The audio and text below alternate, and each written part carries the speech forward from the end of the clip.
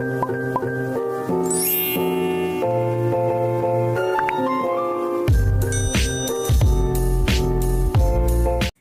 everyone, it's me Hanna again. In this video, I will talk about the death penalty. Have you ever heard the name Ted Bundy? He is a serial killer who has killed more than 30 young women. He was sentenced to death for all the crimes he had committed. But I don't think he deserves the death penalty. Why can I talk like that? In this video, you will find out why. So, watch carefully, okay? Back to the main topic. Capital punishment, also called death penalty, is an execution of an offender sentenced to death after conviction by a court of law of a criminal offense. The prisoner was usually executed by being shot by the executioner, seated in an electric chair, or given lethal injection.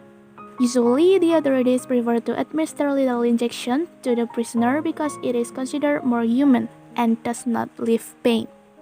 But being killed by lethal injection or being electrocuted is not always smooth and painless. Sometimes it causes painful death.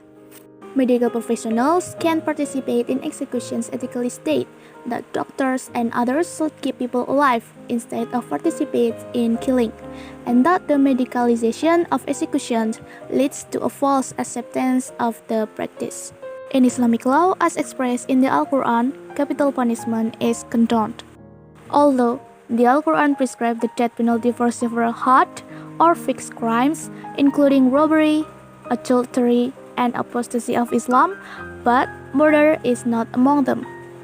Instead, murder is treated as a civil crime and is covered by the law of qisas or retaliation, whereby the relatives of the victim decide whether of the offender is punished with the death by the authorities or made to pay diyah or result as compensation. Capital punishment has long engendered considerable debate about both its morality and its effect on criminal behavior. Supporters of the death penalty believe that capital punishment is just a form of retribution, expressing and reinforcing the moral indignation not only of the victim's relatives but of law-abiding citizens in general. But I think capital punishment is immoral because it violates the condemned person's right to live and is fundamentally inhuman and degrading. Families of murder victims undergo severe trauma and loss, which no one should minimize. However, executions do not help these people heal, nor do they end their pain. The extended process prior executions prolong the agony of the family. Families of murder victims would benefit far more if the funds now being used for the costly process of executions were diverted to counseling and other assistance. People believe that capital punishment has a uniquely potent deterrent effect on potentially violent offenders for whom 4 years for imprisonment is not a sufficient restraint. But I think death penalty is a not more effective deterrent than the alternative sanction of life or long-term imprisonment. No one has ever proven with numbers that killing murderers stop other people committing similar crimes. What about people with mental disorders such as psychopath, schizophrenia, and others? Those out there would not think the death penalty was so scary, because they will think that after committing a super crime, they will only accept instant death without feeling any deterrent.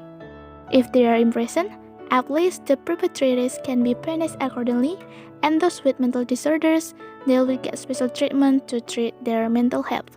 Not only that, usually the application of capital punishment shows that any attempt to single out certain kinds of crime as deserving of death will inevitably be arbitrary and discriminatory.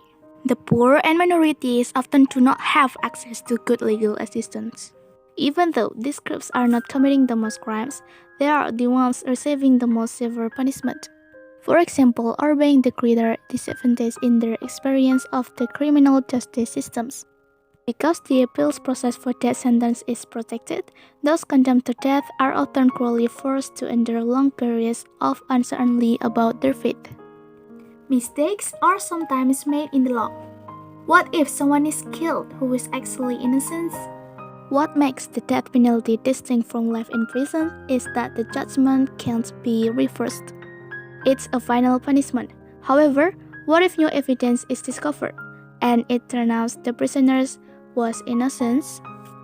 New technologies like DNA testing have played a big role. If timing and circumstances had been different, prisoners would have died for a crime they didn't commit. How many other death row inmates are at risk for unjust execution? Even if they are all innocent, a deeper dive into their cases could reveal discrimination, inadequate representation, and other issues that will prove they didn't deserve a fair trial. In a society where the legal system can be relied on for justice, the death penalty is too serious a punishment. If the death penalty is not only inhuman, discriminatory, and arbitrary, but it often claims innocence lives and doesn't even prevent crime, then why should it still exist, right? The death penalty is not neat as retribution argue. That reformative justice is more productive. That innocent people are often killed in the search for retribution. And that an eye for an eye makes the whole world blind. Death penalty is an immoral punishment state.